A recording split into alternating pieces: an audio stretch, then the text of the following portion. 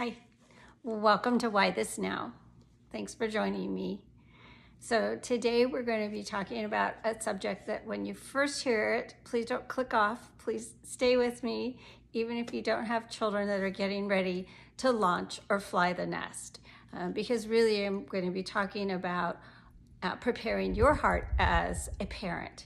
And then these tools also can be used in other relationships in your life that might be changing, people moving away. So just hang in there with me. Thanks. So today I would also wanted to tell you, because I promised last week I would give you a follow-up real quick from my July 13th expectation. And a tiny bit that I can say is that my husband was working out of town for almost a year. He was home for 5 weeks in October, and then basically he was out of state the rest of the time. So as a very independent person, and those of you who know me know that, yes, very independent, but having him come back into my space and then I'm going to be in his space, there was a lot of conversations that we had trying to troubleshoot and plan and make provision for how that was going to look coming back together. And one of my things for him was I wanted him to be able to arrive home and just not have any distractions about the house or things going on in the house or around the house, and it didn't happen.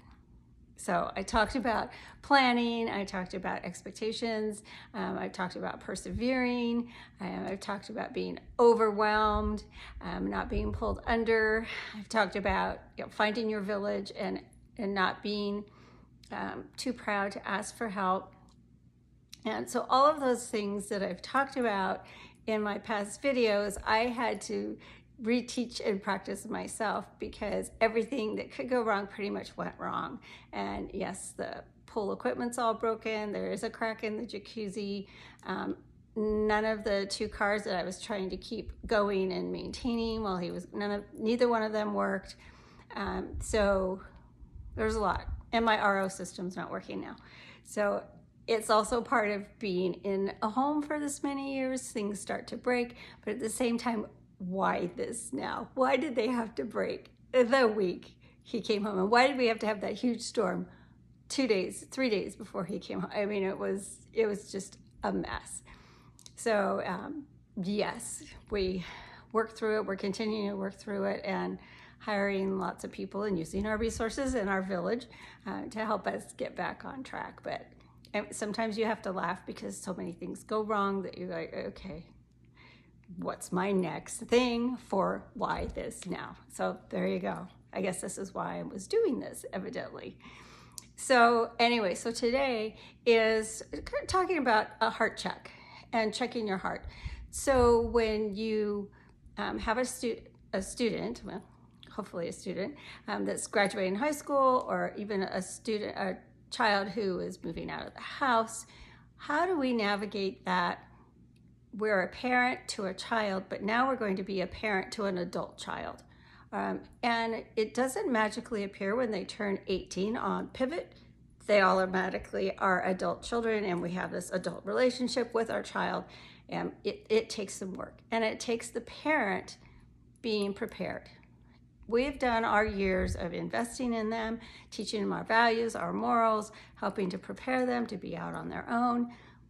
But now we have to do our own check and think about, well, what is it as a parent? What am I going to do and have my relationship with my child now that they're going to be adults? Sometimes they might still be living in your home. It's very common these days, of course. But you still have to move into they are adults. You cannot have the adult-child relationship, parent-child relationship, when they are trying to be adults, and you want them to launch. As soon as they're born, we start raising them to leave us, and that's our reality. So one of the things that when I was thinking about our 3 children, and you can go back to my intro video on why I'm doing this, and it has a little bit of my profile. So I didn't really have these 5 R's that I'm going to talk about today specifically in my head. I think I bounced around in and out of doing them. But as I've reflected over the years and then talking to my adult children now, talking about how we can have this adult relationship, which is wonderful. So those of you that are still in kind of the freak out, oh, what am I going to do? My child is leaving. It might be your very last child. Hopefully these will help you. So it's 5 R's.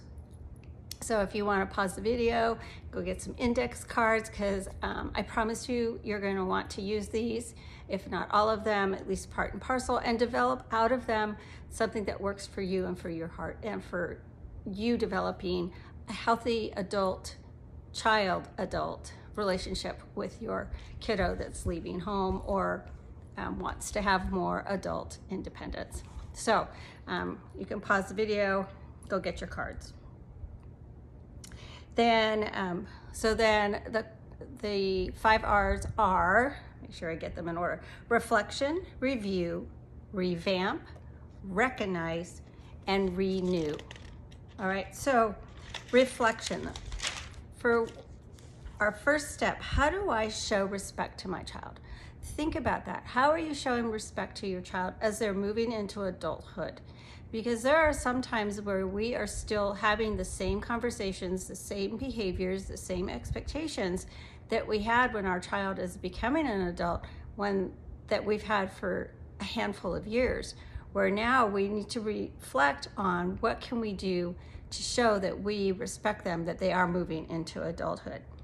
And what does sharing, not controlling their life, look like? Are you still able to let go and let them make their choices? Direct them if they need some direction, suggest if they need some suggestions, but as they are getting ready to leave, we need to be less controlling, because if we keep controlling when they go out, they are not going to be able to make those decisions on their own. And then, when are the opportunities that you take to encourage your child that they're ready to fly, that they're ready to be adults? You still want to have your relationship with them, but it needs to move to the new level of as a parent and an adult child. Then the next one is review. How do I communicate my love to my child? It changes over the years. The child that used to crawl in your lap and cuddle with you or come over and want to tell you about their day, that child may not be in your home any longer. They still will have those conversations in their head, but they don't necessarily want to have them out loud with you any longer. And it has nothing to do with you. It has everything to do with how they're trying to find their own place in the world. And where does my child have freedom to plan their day and choose what they're going to do that day? Or are you still trying to plan it all for them and tell them and remind them and direct them? And it's okay if they forget to go somewhere or if they are not on time. That has to be part of their consequence. It's not you making yourself crazy trying to make sure they are following their plan. It should be their plan. And while they are still at home, they have that safe space that we've talked about to fail, to make those mistakes, to be late for those appointments, forget about appointments, or forget to plan something appropriately, because then that opens up an opportunity for you to offer, to say, okay, well, what can you do different next time? Let's talk about this. Let's plan how you're going to do it differently next time. And then when does my child share their thoughts with me? And do I listen or do I lecture? That's hard, and that's that hard transition. My daughter and I have this joke now that she'll call me and she will say, I have something I want to talk to you about. I'm just going to vent. I don't need any advice. Or she will call me at the beginning of the conversation and say, okay, I'm going to share something with you. I need your advice. And so now we've moved into this adult relationship of, just because she calls me doesn't mean that I get to put my mom hat back on and say, you should do this, this, this, this, this, and this. She wants some reflection from me, but she doesn't necessarily want direction from me, okay? And then your next one is revamp. And it's just what it means. It just means if you need to change anything from reflection or review after you've taken the time to go over those, then change them. Find the new strategies. Figure out what you want to do differently. Pinpoint the places where you really think, okay, this should be different here. I need to talk to my child differently here.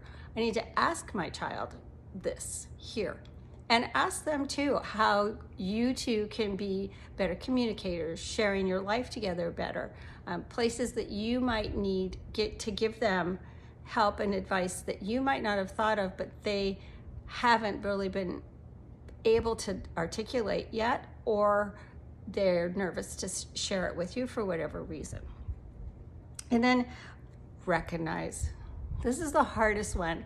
And I have some friends in my life, and I've had them in my life for 30 years, and I love them. And you know who you are because we've had this conversation. But this is part of why I'm doing this now, because this kind of is the time of year where a lot of kids are getting ready to leave for college, like I said. So, but I want you to recognize, is your need to be needed by your child greater than your need to not be needed by your child? That is a pivotal point in moving from a parent-child relationship to a parent-adult-child relationship. And I taught this and talked to parents about this a lot in my Montessori years too, because it's also part of allowing a child to be independent, is that you don't have to keep going in and keep being needed. And I like to tell the funny story.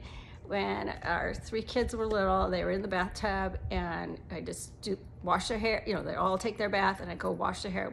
Wet all their hair with the big old, like big gulp cups, wet all their hair, shampoo, and then I wash it, all 3, and then I take the cup again and rinse it, right? We figured this out. 3 kids, let's put them all in the bath same time while they still fit.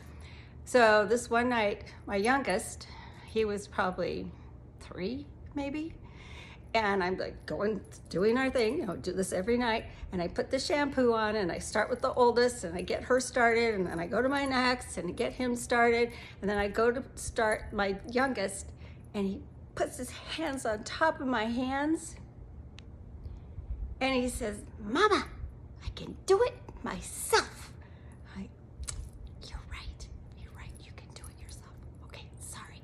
All right, so that's one of those steps of I need to not be needed to do that. His need to do it himself needed to be greater. I needed to allow it to be greater than my need to be needed to wash his hair. And I know that's a little thing, but as the kids get older, it becomes bigger and bigger. And it can become an obstacle, and the children get very frustrated, especially teenage children, when you keep trying to be needed. And they are ready for you not to be needed. Right. And then renew. If you're needing to be needed, then renew your commitment to revisit your reflection and your time that you spend with your child, and think about how you can make those differences. Find the places in your relationship with them where you can share life, not control it, where you can listen to what's going on and not lecture them, and encourage them and not entreat them. You don't have to beg them to get to that appointment on time, or beg them to come spend time at home. They will want to come back. Very rare cases will they not want to. Accept them, try and not to change them. They want to find their own. And one of my biggest pet peeves, I hope you don't click off after this, is when parents say, "Oh, well, they're just like me." Why? They don't need to be like you. You're you, and they're them. Let them be them. They don't need to be like you. There's going to be some things, characteristics that they're going to have because it's in the blood. Or even if you were adopted like I was, I still have learned behaviors that were like my parents. Some of them I had to unlearn, but let them be them. You don't need to have them identify that they're yours. They know they're yours. Everyone knows they're yours. Okay? And then also give yourself grace. Know that this is a journey. It's not something you're going to write these 5 R's down. You're going to have your little cards and you're going to go step by step and it's going to be all done. Moving forward is the most important part. Keep moving forward. There'll be missteps along the way, but sticking to what you can think about, how you can reflect, review, renew, reestablish your relationship with your child if you need to, so that you can set them to launch, so they can fly on their own. Yeah, we have the blessing of watching our children grow up over the years. Some of us didn't get to as long as we would have liked to, and you know that from my intro, but the blessings are there along the way, and even in the memories of the child whose life was cut short in our family, the blessing is always there. So I encourage you to jump into this, enjoy helping your children launch, enjoy watching them become adults, enjoy your parent and adult child relationship, and most of all, I wish you joy, peace, and hope. Have a great day.